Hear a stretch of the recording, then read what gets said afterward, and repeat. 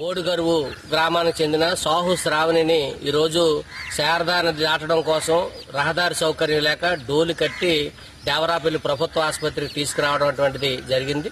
గిరిజనులకి నేటికి డోలు మోతలంటువంటివి తప్పట్లేదు. గిరిజనులు అనేకటువంటి ఇబ్బందులు ఈ రోజు ఎదుర్కొంటా ఉన్నారు.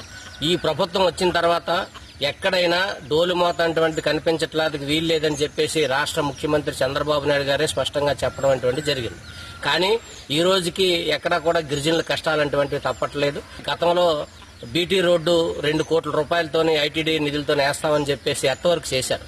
కానీ ఇప్పటి వరకు 6 నెలలు అవుతుంది, దానికి అతి లేదు గతి లేదు. ఆ రోడ్డు నిర్మాణం అసంతృప్తిగా ఆగిపోవడం అటువంటిది జరిగింది.